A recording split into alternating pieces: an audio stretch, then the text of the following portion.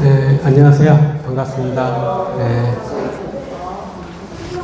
저는 강원병원 원장 주병선입니다. 네.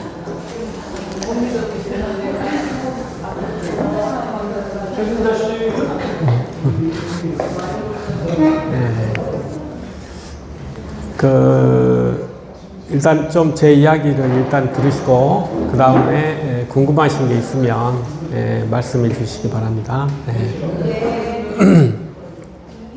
제가 할 때마다 좀 주제가 조금 변경이 이렇게 계속 여러 가지 이야기를 하게 되는데, 오늘은 재발에 대해서 상당히 궁금해 하시는 분들이 많고, 사실 그 재발이 왜 되는지, 그리고 이것이 의미하는 바가 뭔지, 이런 것들에 대해서 좀 궁금하실 것 같아서 최근 재발에 대한 어떤 개념들이 이렇게 조금 단순히 단순한 것에서 조금 더 이렇게 확장된 것들이 있어요. 그래서 그런 것들을 치료에 어떤 식으로 우리가 이용해야 될 것인지, 이런 것들도 좀 생각을 해봐야 되거든요.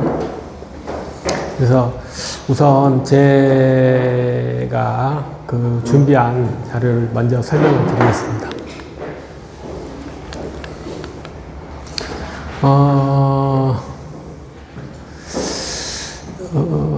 요즘 재발할 때 시네시스라는 말이 나와요. 그게 이제 노쇠하다. 이제 어떤 세포가 이렇게 노화된다. 그런 이야기를 많이 하거든요. 근데 이게 뭐냐면 재발에서 이 잔존 질환이라 그래요. 잔존 질환이라는 것은 뭐냐면, 우리가 보통 종양이 있다고 해도 종양이 이미 발견됐을 때 종양에서 5cm까지 최소한 이 마이크로라고 그래서 그 주변에 퍼져 있다고 생각을 해요. 그래서 최대한 가능한 병변 부위를 많이 절제를 하려고 하거든요. 그리고 우리가 방사선 치료를 할 때도 한 5에서 7mm를 더 추가해서 사실 방사선 치료를 하는 목적이 이미 수술로 떼어냈지만 그 주변에 있는 잔존 종양을 좀 없애보자 해서 하는 거잖아요. 거기다가 우리가 테모달도 사용한단 말이에요. 근데 여기서 보시면 6개월 안에 재발하는 경우가 많고, 90%가 절제 경계의 2cm 안에서 다시 성장한다, 이렇게 돼 있어요. 그러니까 보통 한 5cm까지는 이미 가 있다, 이렇게 보셔야 돼요. 그래서 그 주변에 있는 어떤 잔존함을 좀 뭔가 해결해 보려고 우리가 방사선도 하고 항암도 하지만 실제로 다 제거한다는 게 현실적으로 쉽지는 않는 일이다. 우리가 수술을 해가지고 이렇게 도려냈다 하더라도 이렇게 거의 가 있어요. 그러니까 이것도 이제 보니까 이렇게 되는 거지만, 현실에서는 정상 조직 속에 몇 개씩 들어있는 건 찾기가 현실적으로 쉽지는 않죠. 그래서 여기를 보면 어떤 내용들이 있냐면, 이렇게 이제 빨간 게 우리가 보통 눈으로 보는 그런 종양이거든요. 근데 종양임에도 불구하고 이미 이렇게 박혀있는 세포가 있다는 거죠. 그리고 또 뇌실 주변에도 그런 것들이 좀 있어서 이렇게 재발을 한다, 이런 뜻이에요.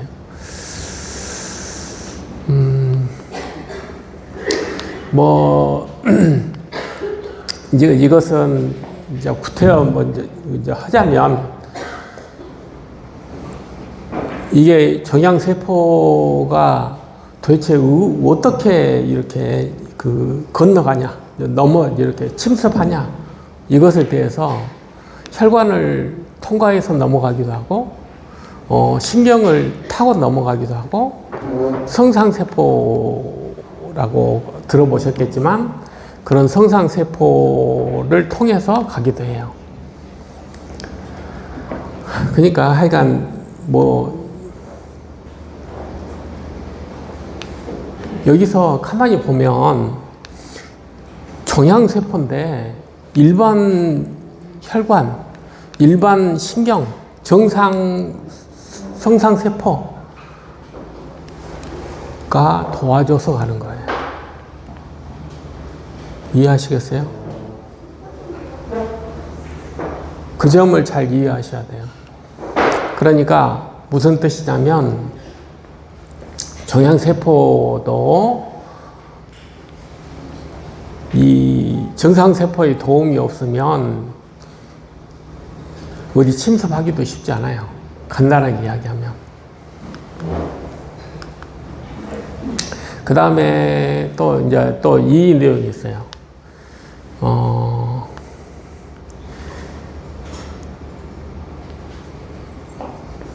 이게 어떤 내용이냐면, 제가 이렇게 교모세포종은 형태가 이렇게 다양하다. 뭐, 그래서 뭐 유전자형으로 이야기하면 뭐 세 가지, 네 가지 이렇게 이야기하거든요. 하나는 중배어병, 하나는 신경형, 또 뭐, 또 뭐지? 전신경형, 이런 식으로 나누는데,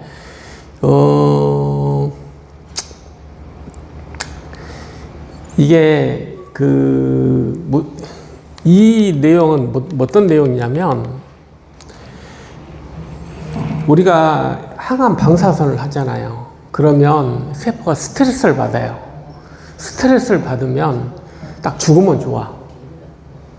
죽으면 좋은데 죽지를 않아.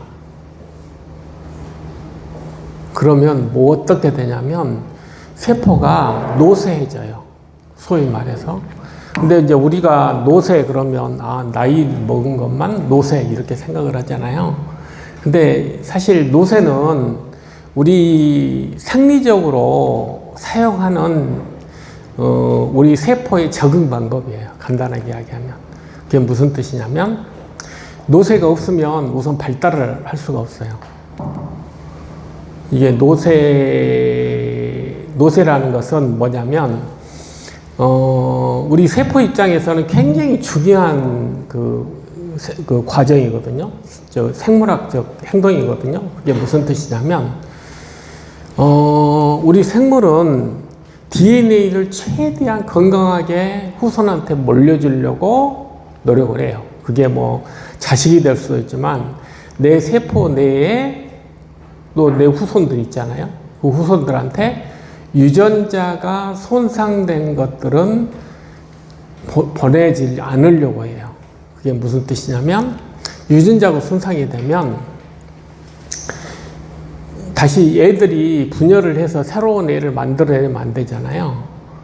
그래서 노쇠를 시켜요. 그게 뭐냐면 노쇠의 가장 큰 행동은 뭐냐면 살아는 있는데 기능도 하고 뭐 먹고는 사는데 단지 세포 분열을 못하게 하는 거예요.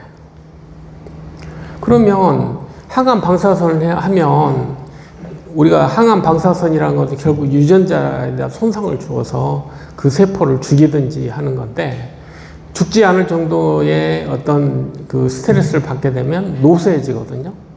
노쇠해지게 되면 그대로 살아있어요. 살아있고 단지 증식만 안 하는 거예요. 그러면 증식을 안 하면 그 다음엔 항암제 테모달 써봐야 소용이 없어요. 왜냐하면 테모달이 작동된 것은 세포가 분열할 때 작동이 되는 거기 때문에 그때 작용하는 거기 때문에 분열하지 않는 세포 안에는 의미가 없어요. 그러니까 항암이나 방사선을 해봐야 소용이 없어요. 이미 노쇠해져 버리는 세포는.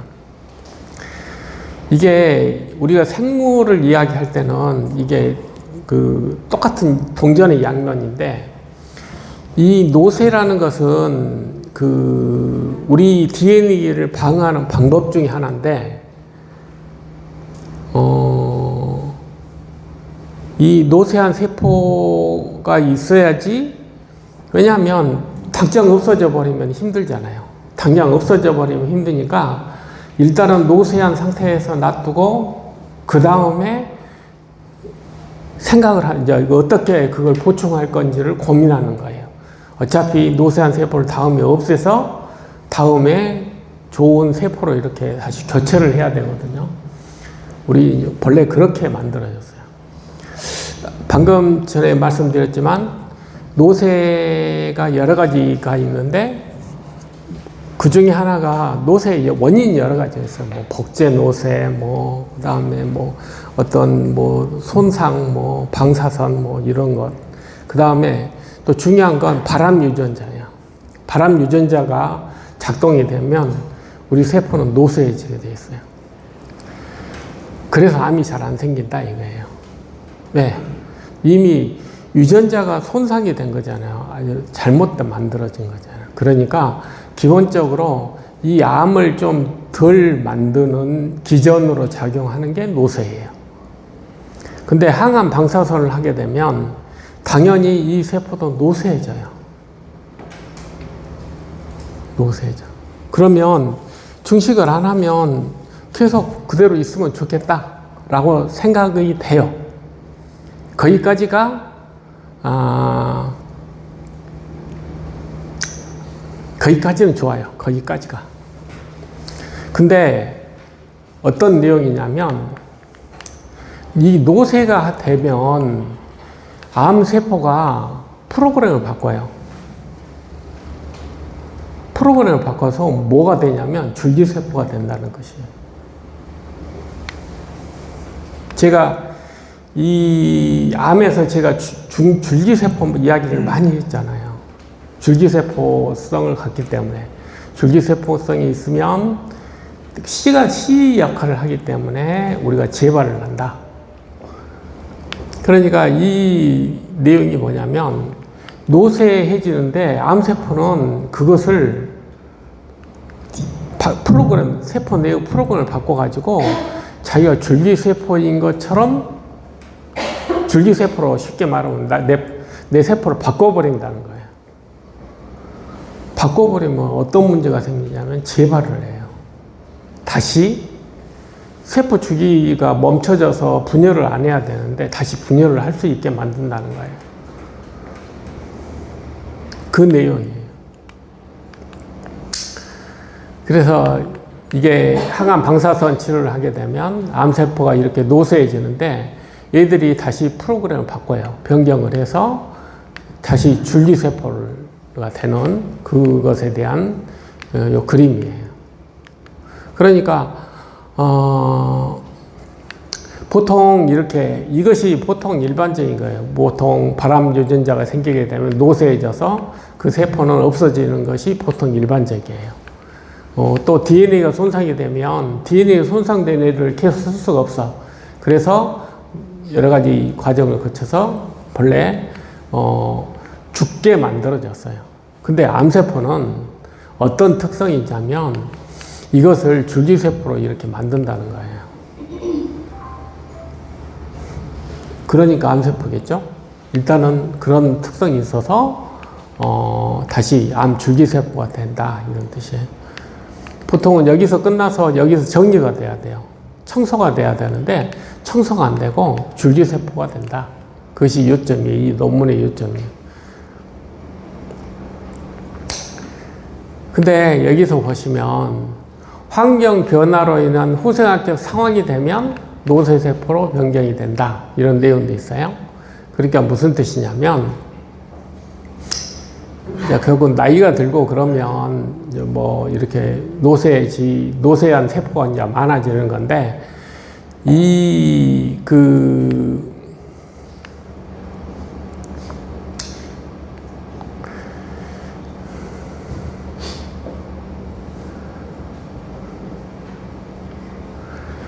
실제로 이게 이제 무슨 뜻이냐면 이제 쉽게 설명을 해야 돼. 우리가 유전자가 뭐 하여간 뭐 있다고 해서 유전자를 항상 푸는 게 아니에요. 왜냐하면 네가 어떤 세포 행동을 하기 위해서 그 유전자를 이렇게 필요할 때 풀어서 어떤 세포 행동을 하게 되는 거거든요. 근데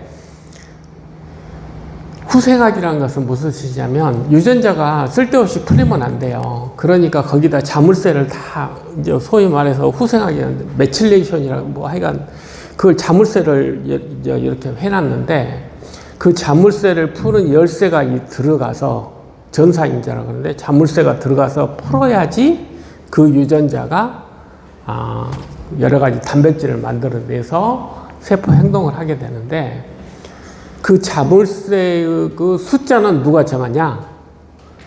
내가 먹는 것, 내가 뭐 잠자는 것, 그런 것들이 정한다는 거예요. 생활 습관이. 그게 후생학이에요. 그러니까 내가 동일한 사람이라도 그것이 쌍둥이 연구에서 나와요. 되게 쌍둥이가 젊을 때는 하는 일이나 뭐 이런 것들이 거의 유사해요. 근데 노인이 되면 전혀 다른 사람이 되는 거예요. 그게 후생학이거든요. 나이가 들게 되면 그 자물쇠를, 왜냐하면 이게 그 자물쇠라는 게 며칠, 그러니까 아주 너무 흔한 것들이거든요. 우리 몸에서. 근데 그 흔한 것들을 가지고 자물쇠를 채우기 때문에 내가 어떤 행동을 하느냐에 따라서 그 자물쇠의 종류가 달라지는 거예요. 우리가 뭐 예를 들어서 암 예방의 생활 습관, 그 이야기가 그냥 하는 이야기가 아니라는 이야기죠. 진짜 뭐 예를 들자면 내가 흡연을 하면 폐암이 더 잘생길 거다. 뭐 누구나 공감을 해요. 근데 그 흡연이 실제적으로 유전자를 이렇게 돌연변이 시켜서 꼭 그렇지도 않아요. 여기에 자물쇠를 잘못 채워놓으면 쓸데없는, 쉽게 말하면 우리가 이제 이걸 가지고 약을 만드는 사람들은 어떤 거냐면 발암 유전자, 암을 일으키는 유전자는 채우고 암을 안 일으키는, 암을 억제하는 유전자가 있거든요. 그것은 풀어서 어떻게든지 좀 해야 되겠다라고 하는데 그게 너무 사실 그 구별이 잘 안 돼서, 왜냐하면 자물쇠 종류가 다 거의 비슷해서 어떤 그 특이적으로 풀 수가 없어서 문제긴 한데 아무튼 이제 그렇게 생각을 하는 사람들도 있어요. 근데 아무튼 그래서 쌍둥이가 나이가 들면 다른 사람이 돼요. 다른 사람이. 이제 후생학은 그런 내용이에요. 그래서 여기서 주의할 점은 뭐냐면, 유전자가 뭐 어떻게 변경이 된 것도 중요하지만 그것을 푸는 어떤 과정도 중요하다. 그것을 꼭 이해를 하셔야 돼요. 후생학이 훨씬 더 중요하다. 왜? 우리 세포는 어떤 것에 반응하게 돼 있거든요. 반응하게 돼 있으니까 그 세포, 내 자연이 갖고 있는 그런 세포가 어떤 환경에서 어떤 행동을 할 것인가, 이런 것에 대해서 충분히 잘 생각을 해야 되거든요. 그 다음에 뭐 이런 뭐 내용이 있어요. 그 다음에 줄기세포하고 노쇠세포하고 그 에너지 쓰는 게 뭐 유사하다, 뭐 이런 내용도 있어요. 뭐 이것까지 우리가 어떻게 할 수는 없지만 어쨌든 이제 그런 내용들이 있어요. 그래서 여기 이중작용이란 것은 그래서 노쇠는 어떨 때는 암을 막는데, 보통 암을 막는데 어떨 때는 결국 아까 말씀드렸듯이 암을 줄기세포가 되잖아요. 상황이. 그래서 이제 좀 딜레마에 빠지는 거예요. 이걸 어떤 식으로 우리가 그러면 해야 될 것인가. 근데 이제 조금 있다가 다시 정리해서 말씀드릴 건데, 가장 큰 차이가 뭐냐면 급성이냐 만성이냐예요. 급성이냐 만성이냐. 그러니까 노쇠가 급성인 경우는 좋은 일을 해요. 근데 노쇠가 만성이 되면 나쁜 일을 해요. 왜냐하면 뭐 여러 가지 문제들이 사실 기본적으로 종양에서는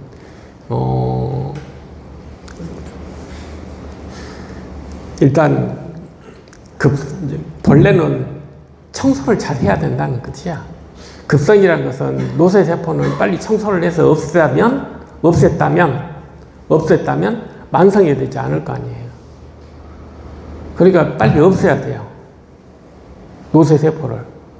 내가 항암 방사선을 했어. 그럼 쓰레기가 엄청나게 내 머릿속에 있을 거예요. 그럼 청소 안 하면 어떻게 돼요? 다음에 줄기세포 거기서 싹이 튼다는 뜻이에요. 여러분들이 재발에 대해서 궁금해 하시니까 잔존해 있는 어떤 종양이 다시 크다 이렇게 생각할 수도 있겠지만 내가 믿고 있는 항암 방사선이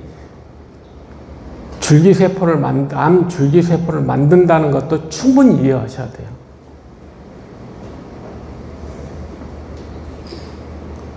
그 점을 충분히 이해를 해야지 전략이 생기잖아요. 그래서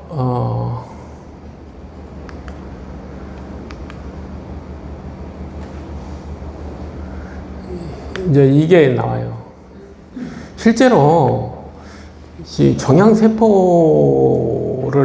그러면 그럼 도대체 어쩌란 말이냐? 줄기세포가 돼버렸으니까 어떠란 말이냐?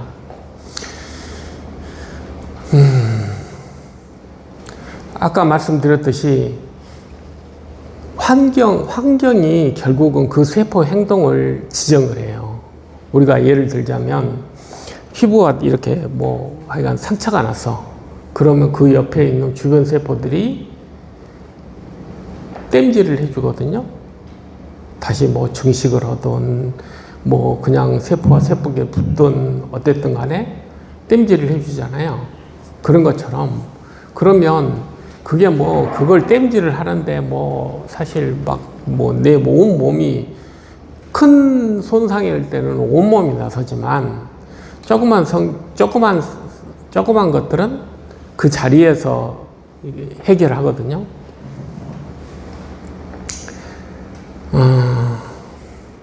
그래서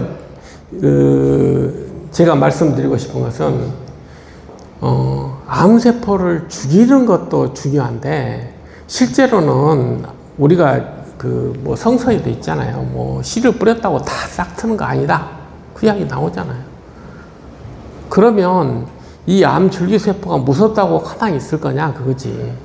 그러니까 암 줄기세포가 좀 작동이 안 되게끔 하면 되지 않겠어요? 근데 작동이 안 되게끔 하는 방법은 환경이라는 뜻이에요. 환경을 잘 조절하면 상당히 도움이 된다. 이런 내용이에요. 예를 들어서 뇌종양에서 혈관을 도대체 어떻게 할 거냐 이것에 대한 내용이 나와요. 우리가 수술을 했다거나 항암 방사선을 했어요. 그러면 혈관이 손상이 될 거 아니에요? 혈관이 손상이 되면 새로운 혈관을 만들어야 되잖아요. 새로운 혈관을. 그러면 그냥 맹숙맹숙 만들어지는 건 아니거든요. 이렇게 혈액에 떨어다니는 정구자 이런 애들 모집해가지고 너 빨리 혈관 만드는 너 내막세포가 돼. 그렇게 해서 혈관을 만들거든요. 만약에 이제 아바스틴이 그 이야기잖아요. 그것은 혈관을 못 만들게 하는 거예요. 못 만들게 하면 당연히 이게 기관마다 다 틀린단 말이에요. 우리가 왜 아바스틴이 다른 암에는 안 되는데 뇌종양이 잘 되냐면 이 뇌에 있는 세포들은 산소 소모량이 많거든요. 600g밖에 안 되는데 우리가 그 사용하는 산소의 20%를 사용해요. 근데 그냥 하는 게 아니고 혈액이 가서 공급을 해줘야 산소가 공급이 되잖아요. 그러니까 이 혈관에 대한 의존도가 굉장히 높아요. 그러니까 혈관이 없으면 이 종양이 클 수가 없어요. 그래서 아바스틴을 해서 혈관을 못 만들게 하면 훨씬 더 유리할 거다라고 생각할 수 있어요. 근데 또 다른 관점이 있어요. 어떤 관점이 있냐면,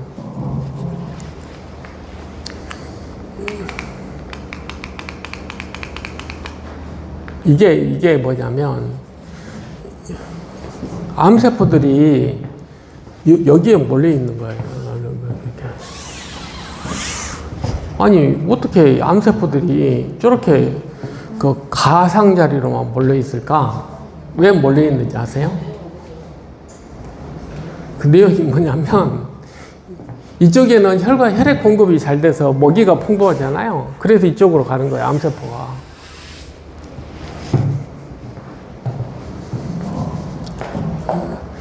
그러니까 다른 이야기를 하면 저산소증은 얘들을 이동시키고 얘들이 증식하고 살아 이렇게 그 쉽게 말하면 도움이 안 된다는 거지. 저산소증은.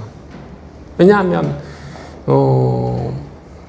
제가 이제 뭐 줄기세포가 댕기 뭐 이렇게 이야기를 했지만 그런 것의 가장 큰 모티브 중에 하나가 또 저산소증이에요. 그러니까 요즘에는 어떤 이야기가 나오냐면 그 뇌가 이렇게 혈관이 튼튼할수록 재발을 덜 한다는 거예요. 혈관이 튼튼할수록 새로 안 만드는 것도 중요하지만 혈관이 튼튼할수록 재발을 덜 한다는 거예요.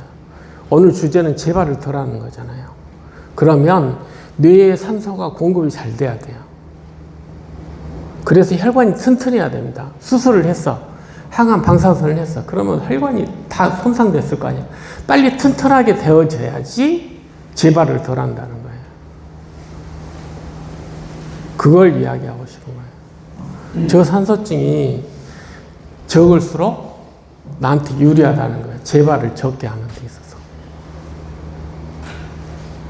그래서 그 관점을 다시 한번 말씀드리고 싶어서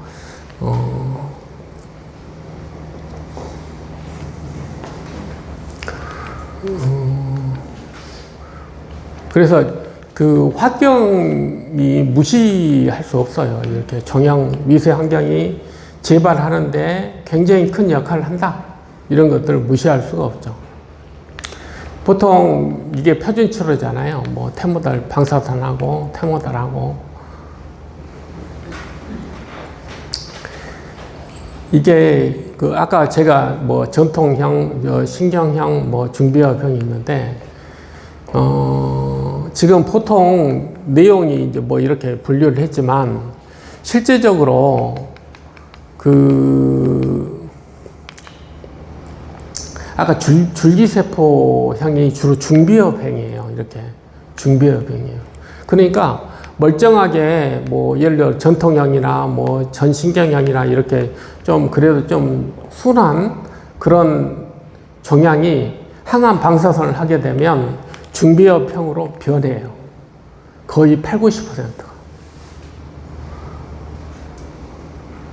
우리 그건 왜 그러냐면 환경에 내가 적응하게 돼 있거든.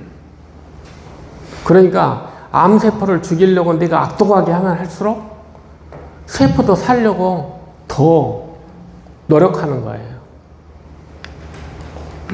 그래서 중비호흡으로 변하는 거예요. 아, 내가 살기가 팍팍해졌네? 그러면 C로 변해야지? 그게 중비호흡이에요. 겨울 올 것 같으니까 내가 C로 변하자. 벼하고 똑같거든요. 그러니까 당연히 그 중비호흡형으로 다 변한다는 거예요. 근데 중비호흡형은 다른 것하고는 틀려서 훨씬 더 재발을 잘하겠죠. 그다음 이제 제가 이제 정리. 우리가 그 첫 번째 재발을 하는 이유는 5cm 안에는 이미 암세포가 존재해 있을 가능성이 있다. 그것이 첫 번째 이유고, 두 번째 이유는 우리가 항암 방사를 하게 되면 씨가 돼버린다. 줄기세포가 돼서 그것이 다시 어떤 기회를 가지면 재발을 한다. 그것이 두 번째거든요. 그러면 세 번째, 재발을 하는 것은 어떤 상황에서 재발을 하냐? 환경에 의해서 재발을 한다. 예를 들어서 하이폭시아가 막 있고 그러면 재발할 가능성이 높다. 그거예요.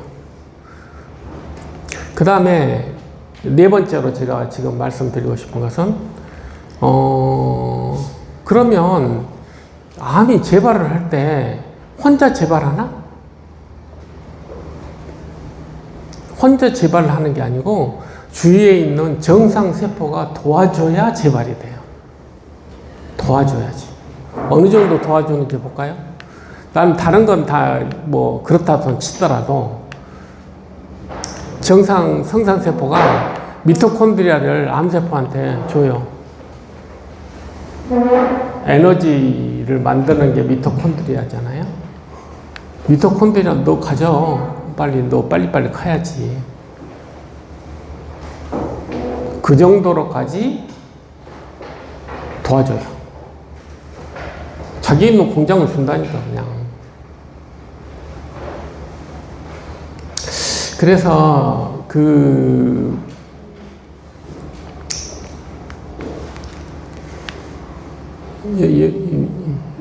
이렇게 서로 교환하는 거예요. 이렇게 그 세포가 있으면 미토콘드리아 이렇게 준다는. 그 다음에 여러 가지 물질들을 줘서 도움을 줘요. 너 씨니까 너 잘 이렇게 좀 잘 키워야 되겠다. 이런 생각을 갖고 있는 거지. 그러니까 이걸 보면 자꾸 암이 적이라고 생각해버리면 답이 없어요. 그냥 고난받은 이웃이에요. 암세포는. 이 뇌 속에서 암세포의 입장은 적이 아니라고요. 고난받은, 스트레스를 받은 이웃이에요. 그 점을 이해하시면, 못하면 전혀 답이 없는 거예요. 우리 입장에서 암이 그냥 좀 불편한 거지. 내 머릿속에 있는 세포 입장은 또 다르다니까요. 왜 그러냐면, 우리는 유기체잖아요. 여러 세포들이 모여서 살았잖아요. 그러니까 서로 돕게 돼 있어요. 서로 도와야지. 말도 듣고 도와야지. 라고 훈련을 받았으니까 얘가 암세포든 그것과 상관없이 이렇게 어려움에 처하면 돕게 돼 있거든요. 그래서 열심히 도와요. 그러니까 암세포가 자랄 때는 이런 도움이 없이는 자랄 수가 없어요. 그 점이 소위 말해서 종양 미세 환경이거든요. 그러니까 이런 것들을 이렇게 마크로파지라는 면역세포가 종양의 한 50% 차지하거든요. 우리 생각으로 종양 그러면 엄청나게 거기 종양세포만 있을 것처럼 보이지만 실제로 종양에서 가장 큰, 저는 50%까지 될 줄은 몰랐어요. 50%까지 된대요. 이 마크로파지가. 면역세포잖아요. 근데 걔들이 되게 우리가 종양연관 마크로파지로 변한다고 하거든요. 종양연관 마크로파지라는 것은 종양을 키워주는 마크로파지로 변한다는 거예요. 그러니까 이게 면역세포치고 종양을 키우지 않는 면역세포가 없을 정도예요.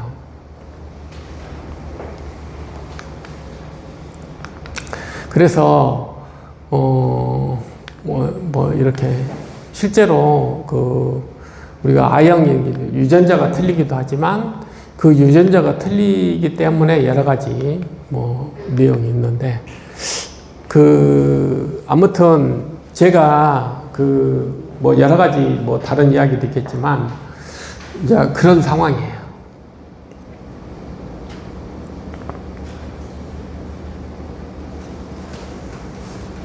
그래서 그럼 작전을 어떻게 해야 되겠느냐? 작전을 내가 도대체 어떤 작전을 써야지 재활을 좀이라도 덜 할 수 있겠느냐? 그러면 저는 아직도 이것을 벗어나기가 좀 쉽지는 않다고 봐요.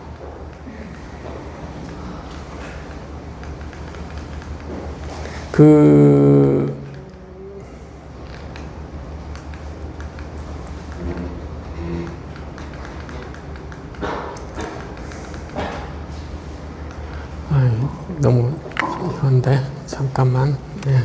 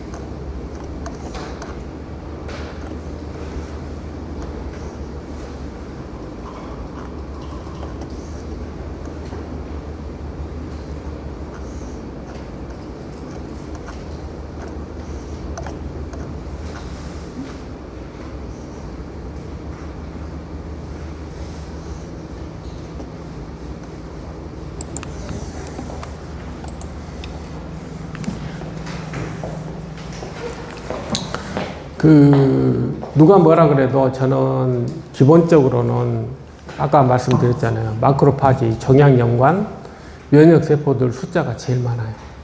종양을 도와주는 면역 숫자 자체가.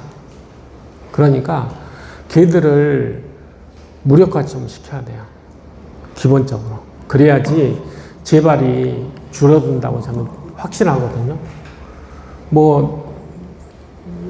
그건 내 이야기가 아니고 2025년도 3월 사이언스에 나온 이야기예요.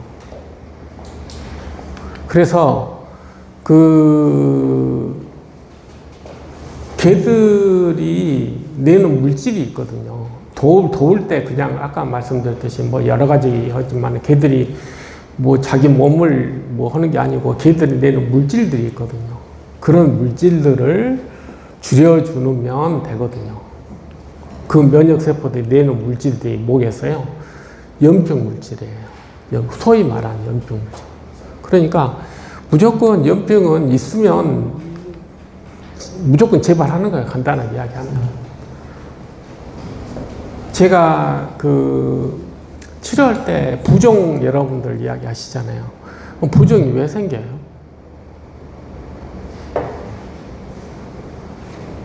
부종은 일단 조직이 파괴됐으니까 생기잖아요. 그러면은 진물이 나오고 그래서 부종이 생기지 않겠어요? 그러면 그 파괴된 조직을 어떻게 그러면 복구예요.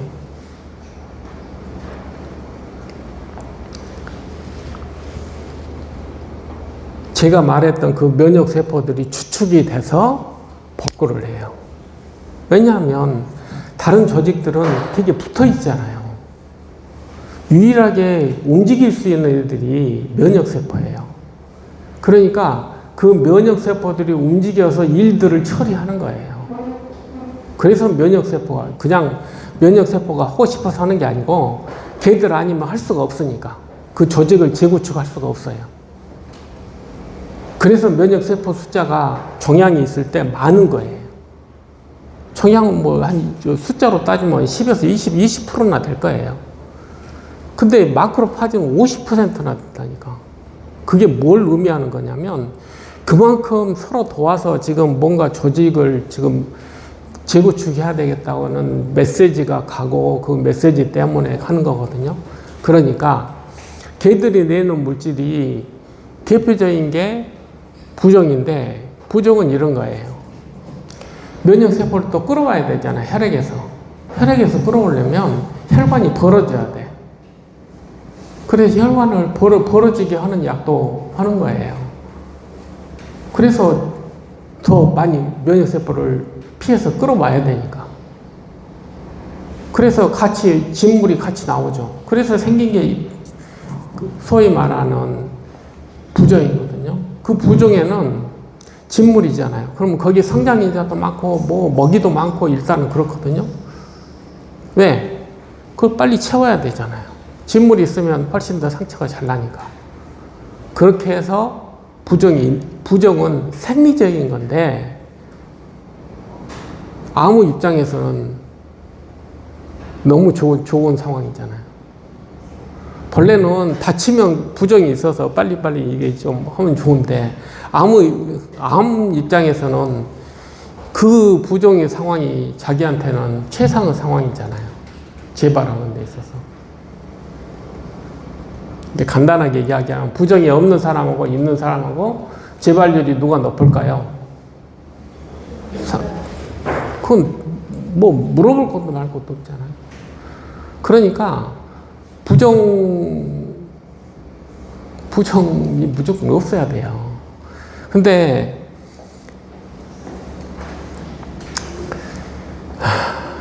일단 그 스테로이드를 써요. 스테로이드 쓰면 그런 염증 물질을 내는 면역세포를 죽이니까 일단은 부종이 좀 가라앉는다고 해요.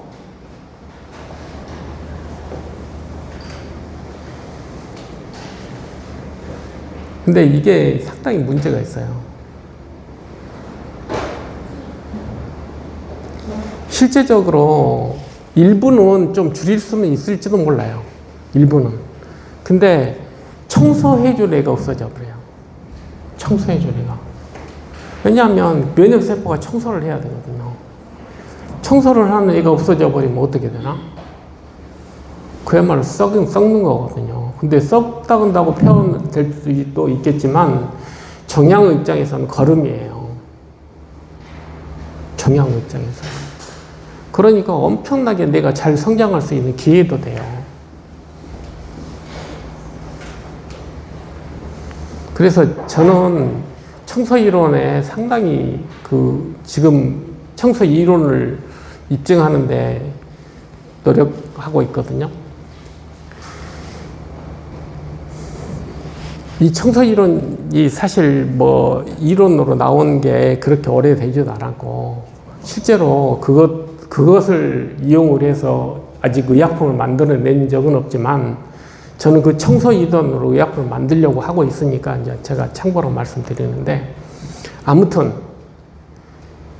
환경이 조직이 손상이 되면 부종이 있고 부종이 있으면 여러 가지 거기에 뭐가 들었겠어요. 다 키우는 거름이 들어있는 거야. 간단하게 이야기하면. 그리고 썩은 애들이 그대로 있으면 어떻게 되냐고. 재발 안 할 수 있겠어요? 제 생각으로는 너무 좋은 환경이잖아요. 암한테는. C의 입장에서는 좋은 환경이라는 이야기예요. 그러니까 세포의 상황에 따라서 내가 예를 들어 내가 머리가 다쳤어. 그러면 좋은 상황이지. 뭐 하여간 빨리 회복되니까. 근데 종양의 입장에서는 제일 안 좋은 상황이잖아요. 그러니까 저는 하여간 부종에 대해서는 하여간 해결을 안 하면 안 된다 이렇게 생각을 해요. 부정이 있는 상황에서는 백약인 무효다라고 생각하거든요. 그래서 부정을 없애는데 사실 셀레늄 자체가 일을 하는 게 아니에요. 이게 세포 속에 들어가서 셀레늄을 기반으로 한 단백질이 일을 하는 건데 그 일이 우리한테 다 좋은 일이거든요. 빨리빨리 문제를 해결하는 일들이어서 셀레늄을 제가 많이 권유하는 거고요. 그래서 이제 비타민 D나 뭐 이런 것들이 그 되게 염증을 좀 해결해 주기 때문에 좋다 이렇게 돼 있어요. 그러니까 여기까지는 그 되도록이면 그 염증을 좀 해결해서 주위 환경을 좀 그 좋게 만들자. 이제 그게 하나고, 두 번째로는 청소를 좀 잘해야 되잖아요. 청소를 잘하려면 노쇠세포 있잖아요. 노쇠세포, 줄기세포를 제일 잘 잡는 유일한 세포가 하나 있어요. 그게 NK밖에 없어요. 어떤 걸 해도 NK를 벗어날 수가 없어요. NK밖에 못해요. 단언하건데. 그래서 제가 온열을 이야기하면 뭐 때문에 한다 이렇게 생각할 수도 있겠죠. 온열을 하면 예를 들어서 내가 방사선 치료를 하는데 온열을 하면 사람들이 뭐 열 있는데 뭐 화상을 더 입히려고 그러냐라고 이야기하지만 저는 방사선 할 때 온열 안 하는 것이 너무 가슴이 아파요. 빨리 청소해야 되잖아요. 방사선에서 거기 있는 면역세포 다 죽어버렸잖아요. 청소는 누가 해요? 안 붙겠어요? 빨리 온열해서 몸에서 면역세포를 열이라는 것은 면역세포를 끊어들이기 위한 건데 그 면역세포가 와야지 청소가 되잖아요. 청소를 시켜야 되잖아요. 방사선 내가 하여간 좀 너무 가슴 아파서 그래요. 방사선 할 때 온열해야 됩니다. 왜? 청소시켜야 되잖아요. 사실은 뭐 다른 이론도 있어요. 왜 그러냐면 방사선 효과가 사실 2배 되거든요. 항암이나. 그러니까 그건 차치하고라도. 청소 안 하면 아까 말씀드린 C가 된다고요. 방사선 하게 되면 암세포 다 죽을 것처럼 보이지만 안 죽는다고요. 우리 몸이 그렇게 해서 다 죽어버리면 이게 뭐 살아남겠어요? 그러니까 C를 만든 그런 기전이 있어서 그게 줄기세포가 돼서 다음에 재발한다. 이런 것이 요점이에요. 그러면 그때 청소를 잘하면 C가 만들어질 기회가 줄어들잖아요.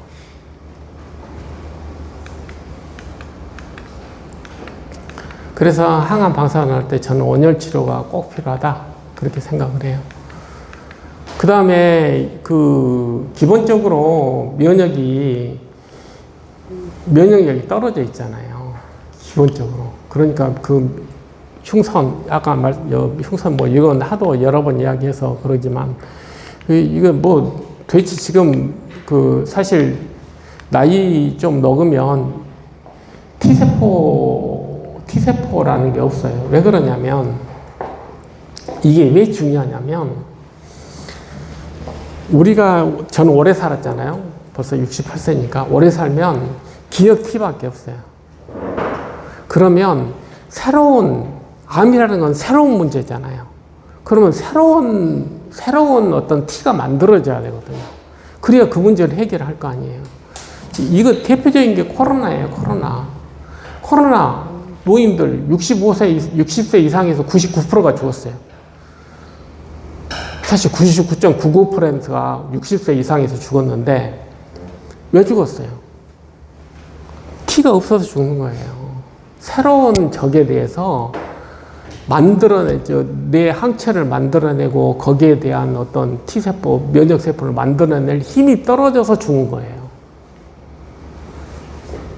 왜? 20, 30대는 빨리빨리 만들으니까 바로 코로나를 해결하지만 나이 들면 그 능력이 떨어진다니까. 면역력이 떨어진다는 것은 새로운 레파토리를 만들어내는 능력이 떨어지는 거예요.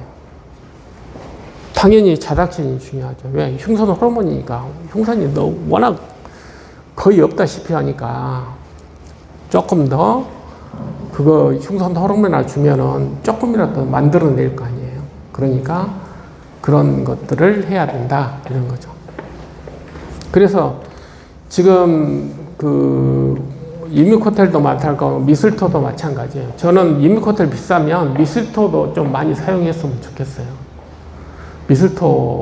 미슬토는 식물에서 나온 거고, 그것은 뭐 해산물에서 나온 거니까, 그 이뮤코텔은 해산물, 이건 식물. 그러니까 아무튼 우리한테 이종인 게 들어가게 되면 우리 면역 시스템이 뭔가 하고 지금 새로운 걸 만들어내려고 하는 노력을 하거든요. 그래서 필요한 거거든요. 새로운 것들, 어쨌든 뭐 만들어내야 될 거 아니에요. 그것이 필요해서 그런 거예요. 그러니까, 그런 것들이 좀 필요하다. 결국은 우리가 왜 그러면 늙냐?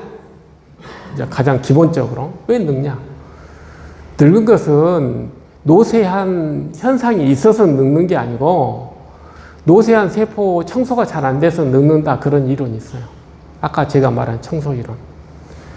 노쇠해진 애들은 어느 정도 급성기만 때우면 임시 땜빵이거든. 방법이. 조직이 손상됐고 DNA가 손상됐으니까 이제 빨리 제거하고 새로운 걸 만들어야 되는데 그게 안 되고 축적이 됐으니까 늙는다는 거예요. 기본적으로. 그래서 제가 말씀드리고 싶은 것은 어쨌든 새로운 어떤 그 면역 체계에 좀 그 늙은 면역 체계를 좀 활성화시켜주는 이뮤코텔이나 뭐 미슬토 이런 것들을 이용하면 좋겠다.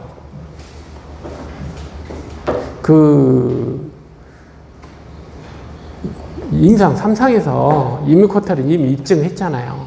항체 치료제 그것보다 더 좋았잖아요. 그러니까 우리 문제를 해결하는데 어떤 특별한 게 중요한 게 아니고 결국 내가 건강한 게 중요한 거예요. 기본적으로. 젊어지는 게 중요한 거예요. 왜냐하면 노쇠하지 않자는 게 주장이잖아요. 지금 오늘 제가 재발하지 말자. 뭐 이미 들어가본 내가 암세포는 어떻게 하지만 내가 치료 과정이나 여러 가지 해서 내가 좀 재발을 안 하려면 노쇠세포를 없애자, 그게 내용이거든요. 그러면 젊어지자는 이야기하고 뭔 틀려요? 내가 젊어지고 건강해질수록 재발의 확률은 줄어드는 거예요. 뭐 나는 뭐 30몇 살밖에 안 먹었는데 그렇게 이야기하시면 우리 생체 35세면 이미 끝이에요. 우리 몸은. 35세 이상에서는 언제 죽어도 아까울 게 없을 정도의 몸이에요. 우리 몸은. 그러니까 오래 살려면 관리를 잘할 수밖에 없어요. 제가 마지막으로 제가 말씀드리고 싶은 것은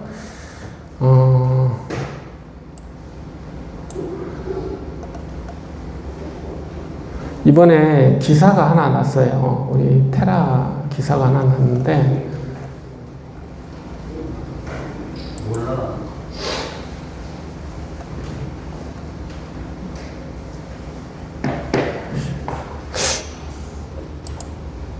내가 수정을 했는데 이게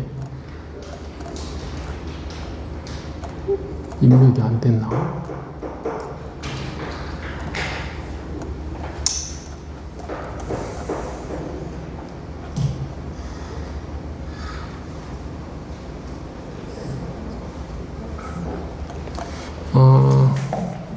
그 이제 서울대하고 뇌종양, 소환 뇌종양 그 세포 치료제를 개발을 하고 있거든요. 그래서 나왔는데 그 경험을 내가 잠깐 이야기를 해주자면, 제가 소환 뇌종양은 진짜 어려워요. 이게 교모세포장하고 또 틀리잖아요. 그래서 대부분 2, 3등급이 되게 많을 거예요. 2, 3등급만. 쉽게 말하면. 그러니까 좀 더 오래 살지만 이게 약이 없어요. 아시잖아요. 2, 3등급인데 하긴 하지만 그 조그만 얘한테 뭐 해주겠어요. 그러니까 쉽지가 않아요. 그리고 저도 조언을 해줄 수가 없더라고. 그래서 이제 거기 신경세포종이 꼬마한테만 생겨요. 꼬마한테만, 신생아에서만 생기는데, 그것에 대한 항체 치료제가 있어요. 그것이 이제 GD2 항체 치료제고, 아마 3주 전인가 우리 한국에도 입력돼서 2,700만 원 한다고 이렇게 된 게 있어요. 그게 사실은 신경세포 종에만 나타나는 게 아니고, 제 경험에 의하면 우리 소환 뇌종양, 우리 교모세포종은 당연히 있고, 소환 뇌종양이 줄기세포에 주로 많이 있어요. 하여간 있다고 생각을 해서 진화를 해야 되잖아요. 우리가 면역세포가 암을까지 죽이려고 이렇게 만들어진 조직이 아니거든요. 그래서 결국은 진화를 시키려면 유전자를 업데이트 시켜줘야 돼. 그래서 이제 카라는 걸 해서 좀 더 그걸 붙였어요. 그래가지고 이제 생지에다가 생지 종양 만드는 것도 쉬운 거 아니거든요. 머리도 해서 거기다가 심어서 종양을 만드는데, 아무튼 그래서 생지를 했어요. 5마리하고 안 하는 애하고 이렇게 비교해서 이렇게 하는데,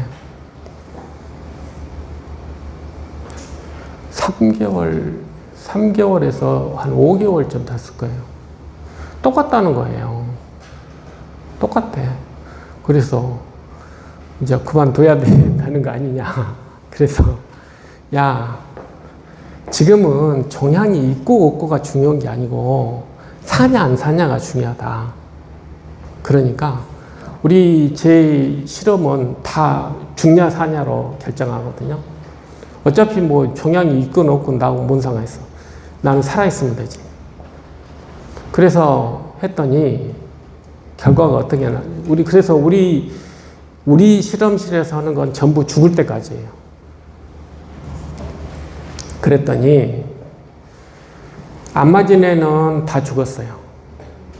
맞은 애는 한 해만 살았어요. 그걸 보는데 제가 8개월, 9개월 걸렸어요.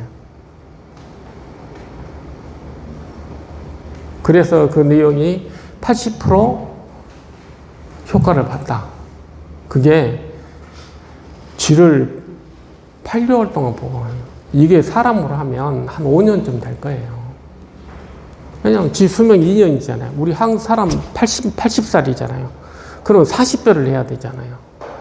1년이면은 40세야. 그러니까 간단하게 이야기하면 8개월을 보는 것은,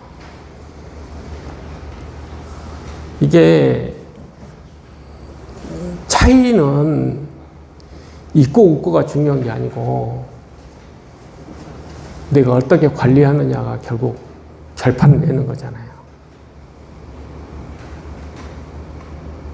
저는 이 실험, 저 아니었으면 이 실험은 이미 끝났을 거예요. 왜? 3, 4개월 지났는데도 똑같아. 둘이. 종양도 있고 다 그래. 그러니까 이제 우리 실망을 해가지고 접어야 되냐고 나한테 물어보더라고. 나는 끝까지 가겠다. 얘들 죽을 때까지 보자. 그러려고 우리가 쥐한테 실험하는 거잖아요. 그거 만드는데도 진짜 힘들었는데. 그래서, 왜냐하면 이게 뭐 다른 보통 표피에다 이렇게 놓고 그러거든. 등에다가 종양 찔러 놓고 보기도 하고 막 그러는데 우리는 쥐 뇌에다가 직접 종양을 심어가지고 개들이 키워서 잘 크면 그 다음에 이제 우리 실험을 하는 거잖아요. 근데 상당히 난이도가 높거든요. 그냥 그런 결과를 냈어요. 그래서 빨리 임상을 하려고 지금 준비는 하고 있어요. 빨라야 그래도 1, 2년 걸리겠지만, 2년은 걸리겠지만, 제가 말씀드리고 싶은 건 그거예요. 저는 확고해요. 암이 있냐 없냐보다 중요한 것은 내가 살아있는 거고, 살아있는 건 내가 어떻게 하느냐에 따라서 결과가 달라질 수 있다. 네, 그걸 말씀드리고 싶어요.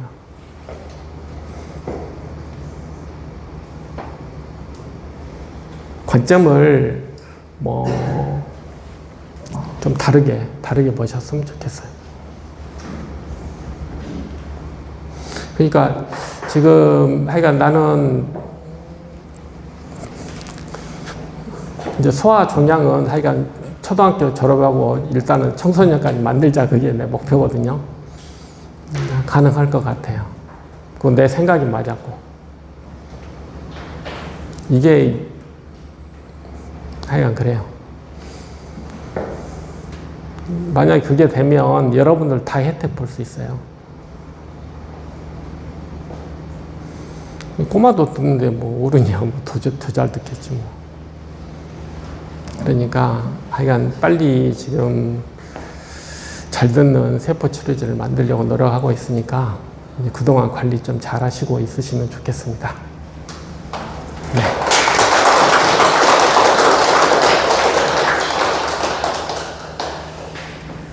아까 거기 빠진 게 있어요. 암세포를 잘 죽여보자. 그게 없잖아요. 응? 원열을 하면 훨씬 유리할 거다는 거지만 진짜 골라서 없애버리자. 이건 제가 하고 있어요. 지금 그 일을. 네. 혹시 질문이 있으시면 하시죠. 네. 제 이야기는 아니고요. 저희 모임의 화로 얘기인데 오늘 자리에 못 나와서 대신 여쭤봐달라고 작년부터 셀레늄을 9,000 그리고 최소 6,000 이상으로 보용량을 계속 매일같이 맞아왔고요. 그런데 그렇게 했음에도 원래 이번에 재발이 되었다고 합니다. 셀레늄이 종양에 효과가 없었는데 앞으로 어떻게 치료하는 게 좋을지 구체적으로 좀 여쭤보고자 하고요. 참고적으로 셀레늄 외에도 글루타치온이랑 아르기닌, 이민코테를 주 3회 맞았고 사이모신도 주 6회 정도 맞고 계셨다고 합니다. 저는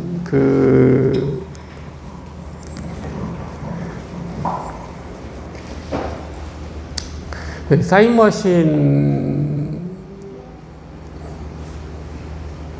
지금 아마 그분은 젊죠? 나이가 되셨나? 얼마나 되세요? 연세가? 나이가? 50대 후반. 나는 그래서 원열을 했으면 참 좋겠다 생각을 해요. 왜냐하면 셀레나제는 암세포를 그 논문에서는 좀 죽인다고는 하지만 그 죽이는 게 그렇게 만만치 않고 특히 준비업형은 진짜 안 죽거든요. 웬만해서는 안 죽어요. 항암제도 견디는데 뭐 셀레늄 줬다고 죽겠어요. 그러니까 현실적으로 그 암세포를 죽이는 역할은 하진 않고 싹이 크지 않게 하는 역할을 하거든요. 그러니까 그 전략에서 그건 한계를 분명히 이해하셔야 돼요. 어쨌든 싹이 안 크게끔 하는 그런 환경이 되면 재발을 줄일 수 있다는 거지, 재발을 그 원천으로 씨를 없앨 수 있다 이런 내용은 아니거든요. 그러니까 씨는 또 어떤 조건이 되면 또 크잖아요. 그래서 그런 부분에 대해서 말씀드리고 싶고, 특히 그 준비업형은 잘 안 되거든요. 그래서 제 의견으로는 하여간 그래서 제가 그러면 실제 죽이는 방법은 아까 뒤에 우리가 염증을 억제하는 것은 제발 내 어떤 환경을 좀 우리한테 유리하게 만들자는 거고, 실제로 온열을 하고 사이모션 알파는 조금 더 하는데, 사이모션이나 이무코텔이 물론 효과, 내 면역 어떤 그런 것들을 하는 데는 도움이 되지만, 하여간 저는 온열이 더 추가되면 좋겠어요. 현재로서는. 근데 사실 그게 온열하고 세포치료잖아요. 그러니까 그 두 가지가 추가되는 게 훨씬 더 진짜 좀 열심히 해야 되는 상황이, 저는 특히 그 6개월 안에 재발되잖아요. 그러니까 항암 방사선 할 때부터 진짜 열심히 해야지 그 훨씬 재발의 확률이 적어진다. 그렇게 저는 생각을 하고 있습니다.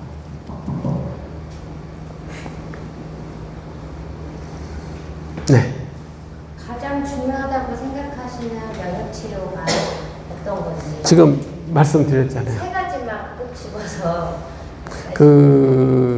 사실은 종양 위치, 그 다음에 나이, 그 다음에 여러 가지 상황, 이런 것들에 따라서, 이렇게 일괄적으로 이야기할 수는 없어요. 일괄적으로 이야기를 할 수는 없지만, 저는 일단은 재발을 막으려면 충분히 항염 작용을 시켜야 된다.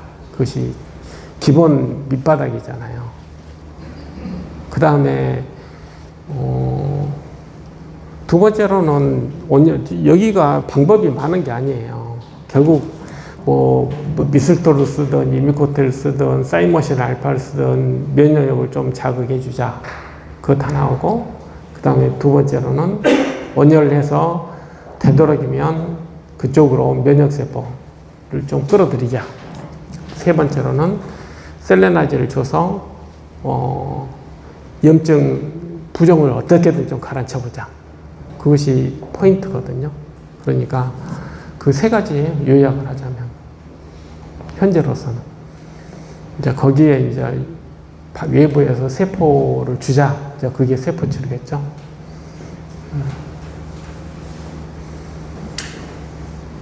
이게 제가 지디도 칼을 달았다 그러잖아요. 근데 이게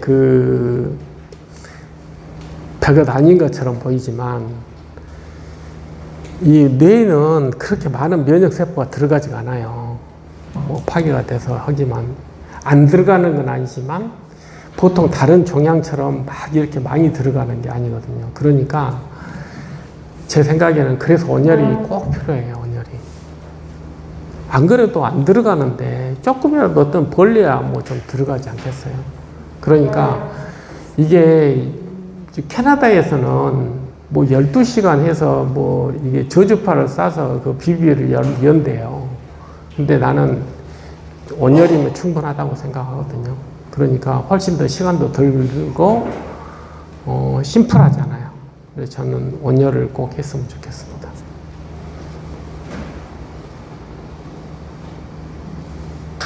또 다른 질문, 예. 네, 방금 말씀 감사드립니다. 아바스텐 일리노티카라는 치료를 하며 종양을 깼던 공간이 이제 점점 줄어드는 등 좋은 반응을 보이고 있었는데요. 비검사가 좋지 않아서 항암이 계속 밀렸고, 이때 재발이 되었습니다. 그래서 이번에 테모달을 다시 쓰기로 했었는데요.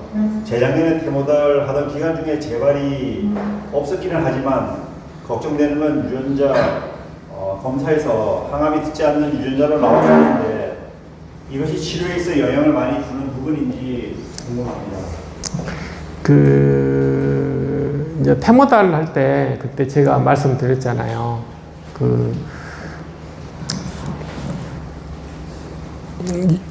이게 테모달 할 때 뭔 내용이냐면, 이 수리한다 그랬잖아요. 제가 이렇게 우리가 DNA가 복제를 하고 그럴 때 이렇게 수리한다는 그림 해줬잖아요. 근데 이 수리하는 수리를 잘 못하면 돌연변이가 더 생기겠죠. 암이 더 생길 수는 있어요. 근데 태모달은 DNA를 파괴시키는 거잖아요. 파괴시키는데 수리를 너무 잘해버리면 약발이 안 된다는 뜻이에요. 수리를 너무 잘해버리면. 좀 이해하시겠어요? 하여간 좀, 어떤 보면 뭐 이게 말장난 같긴 한데, 본래 우리가 DNA 복제를 하다 보면 파괴되고 잘못 만들고 그러면 그걸 수리를 하는데, 그 수리하는 시스템이 만약에 좀 잘 안 돼 있다, 작동이 잘 안 된다면, 하이퍼 메칠레이션, 아까 후생학적으로 그게 작동이 안 되게끔 자물쇠가 많으면 돌연변이가 돌연변이가 더 생길 수는 있어요. 근데 실제적으로 그 태모달은 일부러 파괴시키는 거잖아요. 근데 수리를 너무 잘해버리면 안 돼. 그러니까 수리를 잘 못하는 애들이 약효는 좋다는 뜻이에요. 근데 아까 말씀드렸듯이 그것이 그 정도의 문제니까 내 생각으로는 그것에 미련을 갖는 것보다 그것은 하여간 다른 거 오늘 제가 말씀드린 거 있잖아요. 그런 것에 더 충실한 게 훨씬 더 필요해요. 제가 오늘 이렇게 강의하고 이야기 들으면서 온열 치료가 너무 소홀히 된다 이런 생각은 들어요. 온열 치료도 진짜 중요한 우리 무기거든요. 특히 태모달 이런 거 할 때 진짜 좀 하세요. 저는 그걸 꼭 말씀드리고 싶어요. 왜냐하면 청소할 때 암세포도 같이 쓸어서 좀 없애야 되거든. 청소 안 되면 안 돼요. 그러니까 태모달도 결국은 DNA를 파괴시키는 건데 빨리 가서 어떻게 해야 되잖아요. 청소를 해야 되는데. 그러면 온열 치료가 항암 방사선 할 때 좋은 거예요? 아니면 지금 저는 할 때 해야 돼요. 할 때 해요? 예, 그거는 제 소견입니다. 교보세포 좀 수술한 지가 저는 17개월이 됐거든요. 이런 환자한테는 지금이라도 해야 되지만 왜 그러냐면 준동할 수가 있잖아요. 다시. 그러니까 다시 준동할 수 있으니까 준동을 안 하게끔 감시를 잘하면 좋지 않겠어요? 그러면 온열 치료는 어쨌든 거기다가 우리가 원하는 면역세포를 더 많이 집어넣는 거거든요. 그 킬러 세포라고 그런 애를 집어넣는 게 목적이니까 그런 애들이 가게 되면 예를 들어서 우리가 계산을 해보면 세포 한 2,000개에 면역세포 1개예요. 근데 내가 예를 들어 온열 치료를 한다. 그러면 2,000개가 아니고 뭐 1,000개가 될 수도 있고 500개가 될 수도 있잖아요. 그러면 훨씬 더 감시를 잘할 거 아니에요. 그럼 지금 17개월 된 저 같은 경우는 뭐 셀레네자나 사이로신 이런 것보다 온열 치료가 더 좋다는 말씀인가요? 이제 같이 아까 방법이 목적이 틀리니까 목적이 어쨌든 전략이 뭐 전쟁을 할 때 공군만 있고 뭐 해군만 있고 그러는 게 아니잖아. 합동 훈련하면 더 좋지 않겠어요? 네.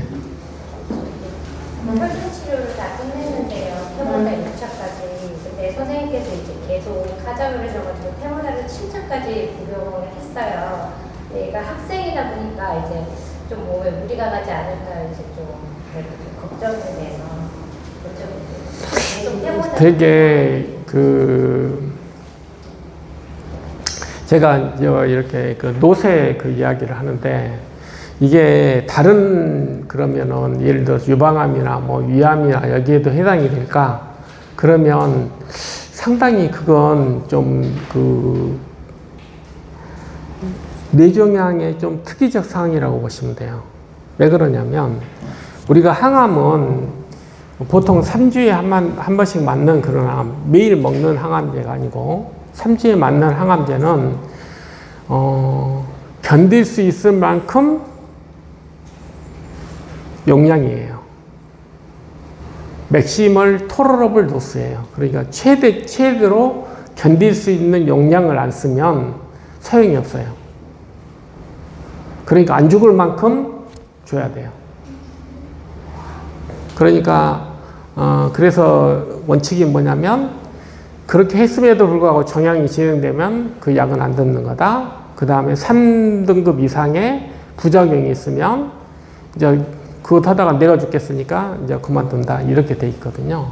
그러니까 원칙은 그렇게 돼 있어요. 근데 테모달은 좀 그렇지 않잖아요. 그러니까 맥시멀 토러러블 도수까지는 아니거든요. 그래서 노쇠가 나오는 거예요. 완전 죽여볼 용량을 주지 않기 때문에 노쇠 이론이 훨씬 더 이렇게 강조되는 거예요. 안 죽을 만치 이렇게 자꾸 약물을 주잖아요. 그러니까 얘가 안 죽고 노쇠에서 버틴다는 거예요. 이해하시겠죠? 그러니까 다른 암하고는 좀 틀려요. 그래서 노쇠 이론이 나오는 거예요. 그러니까 그랬을 때 그러면 뭘 해야 되겠느냐? 다른 것 안 하고 그러면 온열이지. 왜냐하면 가서 죽여야 되잖아. 노쇠한 애들.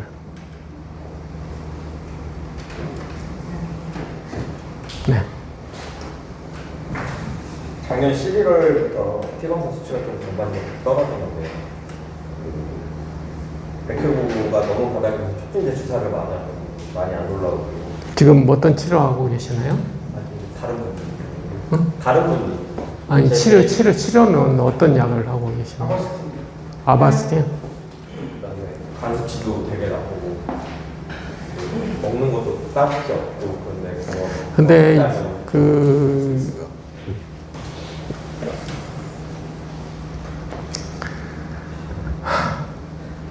이게 똑같은 거라도 조금씩 그 부작용이 좀 틀리긴 틀리더라고요. 그래서 그건 부작용이어서 내가 뭐 어떻게 일단은 그 주치의하고 그 부분은 좀 많이 상의하셔야 돼요. 왜냐하면 내 생각으로는 정 안 되면 약을 좀 용량을 줄여서 아까 말씀드렸잖아요. 그걸 했는데도 진행된다. 그럴 때 중단하고 3등급 이상의 부작용이 있을 때도 중단을 해요. 근데 중단을 하지 않고 용량을 줄일 수도 있어요. 그러니까 제가 봐서는 그건 3등급 이상의 부작용이잖아요. 그러면 용량 문제를 조금 고려해야 돼요. 그러면 안 쓰는 것이 좋겠느냐 아니면 용량을 줄여서 쓰는 게 좋겠느냐. 저는 용량 줄여서 쓰는 것도 좋다 이렇게 생각을 해요. 안 죽겠지만 노쇠에서 물론 다음에 재발하겠지만 기회를 더 가질 수 있잖아요. 네, 그렇습니다. 제 의견은 그렇습니다. 네. 네. 코미팜이라는 포미팜이라는 회사에서 FDA 승인을 받은 코미녹스라는 약을 혹시 만드는께서는 알고 계시는지? 그게 그 비소잖아요. 그게 그 비소가 옛날에 사약 할 때 쓰던 약이잖아요. 근데 그 어쨌든 뭐 여러 가지 작용이 있는데 그 중에 한 가지 작용이 그 아바스틴하고 똑같아요. 신생 혈관을 억제하거든요. 그게 뭐 비소 종류가 좀 있는데 뭐 그건 차차고. 그래서 아바스틴하고 효과가 비슷하다 이렇게 생각하시면 돼요. 왜냐하면 종양이 클려면 어쨌든 혈관 공급이 잘 돼야 되거든요. 그래서 200 마이크로미 하여간 그 거리가 넘어서 버리면 세포가 살 수가 없어요. 그 영양분 공급이 안 돼서. 그러니까 그걸 잘 막아도 이 부피를 줄이는 데는 굉장히 좋아요.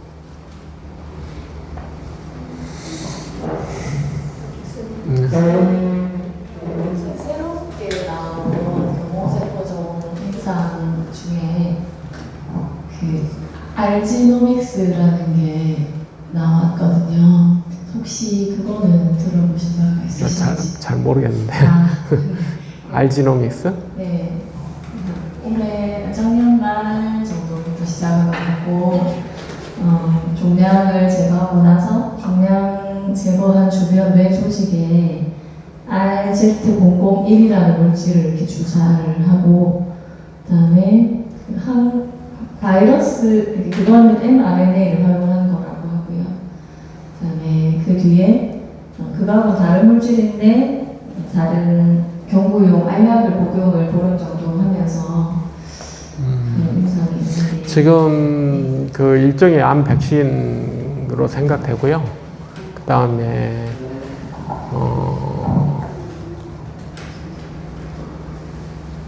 기본적으로는 그게 면역 그 효율을 높이는 그런 방법이거든요. 기본적으로.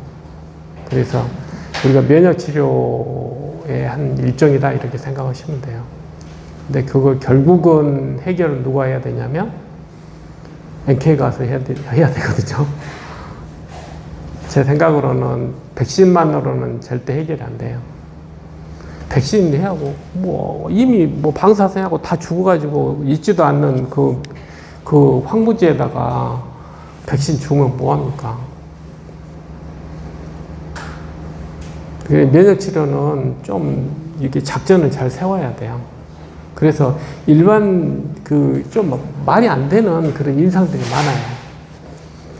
왜냐하면 시너지 효과를 가지려면 예를 들자면 그 좀 병용이 좋아야 되거든요. 병용을 해야지 훨씬 더 효과를 잘 낼 텐데 단 한 가지로 입증을 하라 그러니까 한 가지로는 입증이 안 되지만 병용하면 입증이 되는 경우가 많거든요. 그래서 제 생각으로는 그렇습니다. 그러니까 뭘 다른 항암제를 먹지 말라고는 할 거예요. 근데 만약에 거기에 병용을 한다면 그것도 온열이지 뭐.